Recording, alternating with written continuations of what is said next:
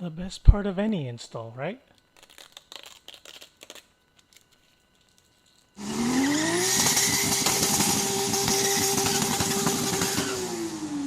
What's going on, everyone? Anthony here, and welcome back to another video. So as you can tell by the title of the video, we are installing the MST Intake today.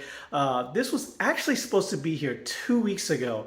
It was supposed to come in the same week as my Cusco adjustable arms, and I was trying to just do that all in one weekend, schedule the install videos. Because if you guys are unaware, I do have to schedule my lift time with Johnny. I can't just show up randomly and say, hey, let me use your lift. I don't have that advantage anymore without having my own lift. But anyways, that's neither here nor there. If you guys follow my Instagram, which is where I post everything way more frequently than I do on YouTube, I got this intake in last week. As mentioned, it was supposed to be here the week prior, but DHL had, I guess, damaged the packaging, or it got damaged during transit, and they were like repacking it, and like there was like repacking tape all over it. I don't know if anything's missing. I opened it up. It doesn't look like anything's missing, but the package was severely damaged, and I think that's what delayed it over a week. So instead of like scheduling some time with Johnny to use his lift, I'm just going to go ahead and do this one here in the garage today. So anyways, without further ado, let's go ahead and reopen this box for you and show you what all it comes inside. All right, guys, so here we have it, the MST intake box. Obviously, as you can tell, it was pretty beat up. There was this huge hole right here on the side that they basically repacked everything or retaped everything as a repack. Hopefully everything's inside, so I'm going to go ahead and show you everything that came in my box. Hopefully that is everything you need. So let's go ahead, open that up. Flip her open, and first and foremost, it looks like we have a bag of goodies. Looks like it comes with your hose clamps, your couplers, your instruction manuals, your nuts, your bolts, your brackets. So this looks like all your hardware that you're going to need. The bag looks fully intact, so hopefully everything is in there. Next up, what do we have in here? We have the filter itself. So we have the MST filter. As you can see, it's just a cone size or a cone filter. Looks to be maybe 3.5 inch. But yeah, is there a velocity stack? There is a velocity stack built into the bottom. Those are very nice. If you guys don't sure what I mean, it's like a curved edge on the inside of the intake. Cheaper filters normally don't have that. What that does is it smooths in the airflow transition, which gives it a better run. I don't know the science behind it, but it's supposed to be better. Next up, we have an intake pipe. This one looks like it is for the map sensor or the map sensor. So this is probably more or less the front pipe. Then we have the back pipe, which connects to the turbo side. Obviously, you're going to need a coupler. That's a reducer. I think that comes with one in here. So we got that right there. And last but not least, what we have in my packaging is the heat shield. So it is not a fully enclosed box like factory is or other intake designs, but there is a heat shield, so it protects the heat from the bottom and the side, and then when you close the hood, theoretically, that should encase it in its own little area. And another plus side is that the factory intake has a little flapper at the bottom, which I'll show you guys later, that under certain, I guess, boost pressure or maybe RPMs, it opens up the bottom to suck in more air, which is great and all in theory. But the problem with that is it sucks in air right after the area it's in. It comes in right after the radiator. So it's just catching in hot air. So even though you're getting more air, you're just getting hot air. So hopefully this helps that alleviate some of that hot air being sucked in. So it's a really good design. Looks like we have a little protective piece we'll have to take off later. But anyway, that is everything that comes in my kit. 2 pipes, a heat shield, a bag of goodies, and a filter. So without further ado, let's go ahead and start taking apart the factory intake. Okay, so after opening that bag of like couplers and bolts and stuff, it turns out this isn't instructions. They are basically just, well, they are instructions, but they're not instructions on how to install the intake. They are instructions on how to maintain your filter. So basically, give or take every 20,000 kilometers, you're supposed to like go through this process of rinsing it out. And, you know, if you're in an area with heavy dirt and sandstorms, rainstorms, it says you actually have to do it a little bit more frequently, like every 10,000 kilometers. But so since these aren't actually instructions on how to install it, I'm just going to go ahead and go into as much detail as possible. Obviously, now that I'm filming by myself and doing all the work, it is going to be a little bit more sporadic, but I will go as in-depth as possible. So let me go ahead and find a tripod, set up my camera, and we'll go from there. All right, guys, so first and foremost, you're going to want to go ahead and take off this valve cover protector thing. It's really easy. Just go ahead and pop it off. Really just kind of like 3 little like ball joint sockets that are holding it in. So just pull that up. And then, yeah, let's go ahead and move on. Next thing I wanted to note was that I did this off camera, was that I took the screws on the map sensor off just so I wouldn't lose them in the process of doing all this, mainly because you won't be reusing them anyways, but I didn't want to lose them in the process of filming. So anyways, yeah, let's go ahead and move on. Next thing we should move on to is probably removing this radiator shroud, which I am kind of out of frame for. But anyways, just go ahead and remove the 7 pop clips that hold down the radiator shroud, and yeah, let's go ahead and pull that up. So whenever you have the 7 push clips off, just go ahead and pull the radiator shroud off and set that to the side, and then let's go ahead and move on to this intake box. Okay, next you're going to want to remove the 2 push clip pins that are holding in the snorkel to the front of the intake box. All you got to do is go ahead and use your fingernails because your car should be pretty new. If you're watching this later on, obviously your car is going to be pretty old. Go ahead and grab a flathead and pop that right out. But as of right now, these come pretty easily. Remove that snorkel, set that off to the side with the rest of your other stuff. And then let's go ahead and tackle on this box, which let's go ahead and start with the top. By loosening the hose clamps, you're going to need a 10mm socket or a Phillips head screwdriver. So you're going to want to go ahead and take it off here at the back of the piping. So go ahead and grab your 10mm socket or wrench or whatever it is you're going to use. Loosen this up, and then next up you're going to want to go ahead and unclip the sides of the intake box, and this should just pull right out.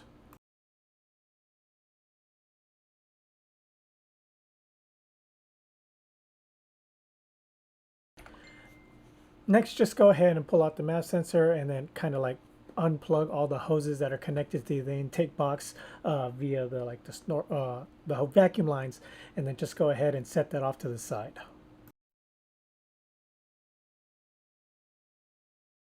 Then let's just go ahead and remove the filter. Obviously, my car is pretty brand new, only 3,000 miles, so this thing is super clean.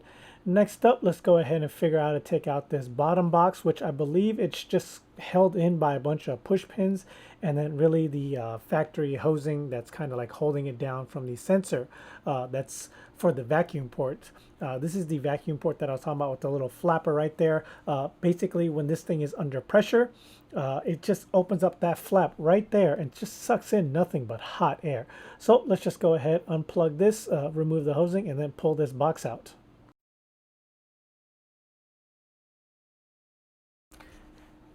Next up, there's going to be a 12mm bolt right here that's kind of held onto a bracket that's attached to the motor. Just go ahead and take a wrench, gear wrench preferably. That should be your easiest bet.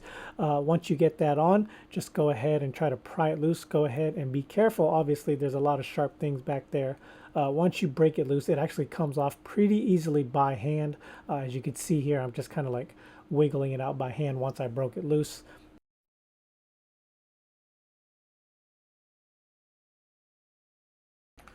Okay, next up we have one more 12mm bolt right below where the other 12mm bolt is. So just go ahead, grab that same wrench, go ahead and try to break this one loose. When trying to break this one loose, definitely do be careful about the surrounding areas. I did end up cutting my knuckle. It wasn't too bad, but it did definitely cut my knuckle pretty bad. So I'm just going to go ahead and take a break here and go grab a Band-Aid real quick. So yeah, be right back. Okay, I'm back, got a Band-Aid, got a glove, but once you got that 12mm bolt out, just go ahead and loosen the 10mm hose clamp that's holding it to the turbo, wiggle it loose, and this pipe should just come right out, just with a little bit of wiggling to go around all the hose clamps, the wiring, the hoses themselves, and then once you get past all that, pull it out, and yeah, here's the factory intake tube. Resonator box. As you can see, there are perforated holes inside, so it reduces sound, which is probably why it's so quiet for factory. But yeah, anyway, go ahead and set this aside, and let's go ahead and install the new one. So next up, you're going to want to grab the short intake pipe and the coupler that has the reducer on it, the one that goes a step down. I don't know if you can see it on camera here, but as you can tell, one side is definitely smaller than the other. So that side is going to go to the factory turbo. And then the bigger side is obviously going to go to the intake pipe.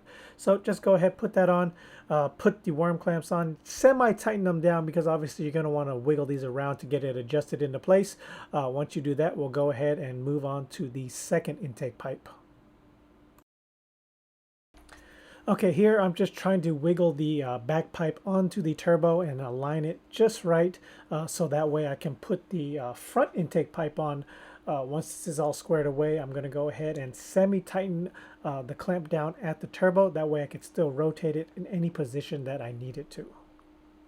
Okay, on a quick note, the supplied hardware does come with a vacuum cap. You're just going to go ahead and put that onto the sensor that was connected to the intake, so that way it's not just a huge boost leak whenever you plug this back in. So yeah, plug that in and just set that to the side for right now. Next up, you're just going to take the other end of the pipe and get the hose clamp for this pipe. Go ahead and kind of set that up to where it mates up to the back pipe that connects to the turbo, and then just adjust accordingly to where you need it to sit so that you can put the heat shield around that pipe. Okay, so I'm gonna have to go through this next part pretty quick. My battery on my phone is about to die. I wanna go ahead and tell you, just go ahead and line up the pipe the way it looks like it needs to be with the map sensor. Go ahead and put that back in. It does come with 2 extra 3mm Allen heads, so you don't need to reuse the screws that came from the factory box. Just go ahead and tie that back in. Next up, we're gonna have to attach the brackets to the heat shield. They do come with supplied brackets, and they do come with 4 extra 3mm Allen keys. You just got to go ahead and line the brackets up and tighten them down. There is a alignment hole on these brackets, so you just line up the holes on the bracket to the holes on the plate. There you go, right there. And then you just tighten them down from there.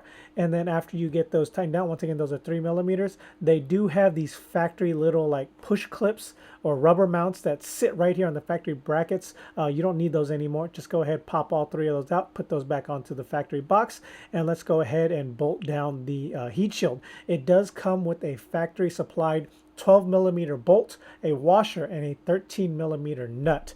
So go ahead and get the tools you need for those so you can go ahead and tighten these down to the factory location bracket of where you remove those rubber grommets. Alright guys, and there you have it, completely installed. Really simple. Actually only took like 45 minutes. So basically once I had the brackets lined up, I used the supplied 12mm bolt and the 13mm nut to tighten it down there and right there. Once the heat shield is in, all you gotta do is put the filter in, tighten that down. All these hose clamps are 8mm, by the way. If you don't want to use a flathead, you want to make sure they're tight. They're 8mm. I'm probably just gonna go ahead and zip tie this somewhere so it's just not dangling. But yeah, other than that, let me go ahead and put this car back together, and then I'll give you some sound clips. I'm gonna go ahead and take a shower because as you can see, it's like, what is it? It's 110 degrees in this garage right now. So I'm gonna go ahead, change, take a shower, and then we're gonna go for a test drive and see how she feels, or at least how she sounds, right? Because let's be real, without a tune, this intake is mainly just for sound right now. So yeah, let me go ahead and get cleaned up, finish this up, and then we'll get in the car.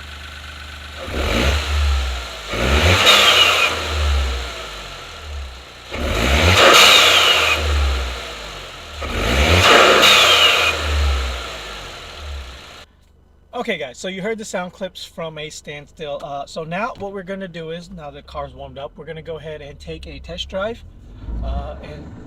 Okay, so right off the bat, you can definitely, I don't know if it's coming off on camera, but you could definitely hear the induction noise so much better. And then to top it all off, you could actually finally hear the factory blow-off valve.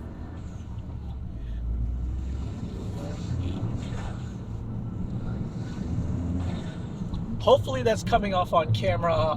If not, I'll try to like review this video while editing, and if not, go back out. But trust me guys, the way it sounds, you can definitely tell a difference. It is very pronounced. I know before you can kind of hear the factory intake, or not the factory intake, the factory blow-off valve go off from time to time.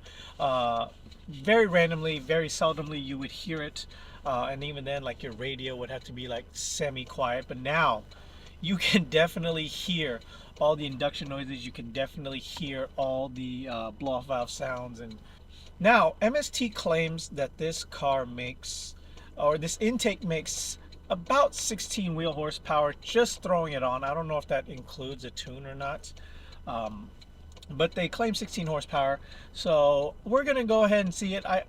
The only reason I could think that it would make that much horsepower is that maybe this car just runs so rich from factory that throwing on the intake leans it out enough to where it just gains a ridiculous amount of power. But let's get to a clear area so I can do a little bit of a pull, and then we'll see how it feels. All right, here we go. Behind me, nobody in front of me. All right. No boost leaks. Oh, okay. So yes, it's very peppy. Is it 16 horsepower? I don't know, but it's definitely peppier. That is for certain. I don't know if it's 16 wheel horsepower. 16 wheel horsepower is a lot. It might be. It might just be very humid right now. It just finished raining. It's like 97 degrees with like probably 110% humidity. So the car is probably like just suffocating right now. But for it to even feel like this in this type of weather just goes to show you that this intake might be doing something. But yeah.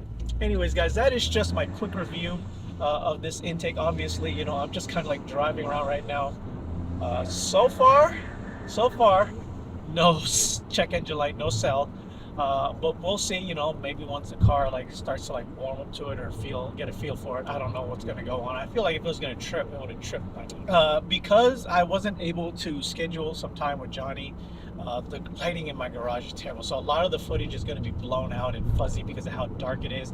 And then it got like really bad once I tried to like light it up on my own with like no studio lights or production lights. So please forgive the quality of the videos. I mean, a lot of you guys know my Canon broke a long time ago, and I just haven't been able to replace it, and I've been basically recording with my cell phone for the past few years. But anyways, yeah, great intake. For the sound purposes, it's very, very peppy. I'll leave links down below on where you can get your own for the GR Corolla.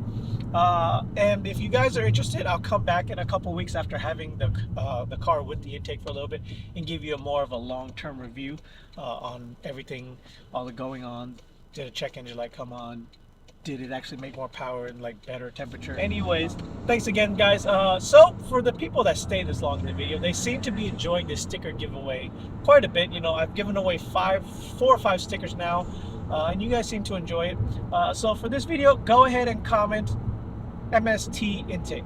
If you guys comment MST Intake, I'll go ahead and pick a comment, and then I'll send you guys a sticker. So until next time, guys, later.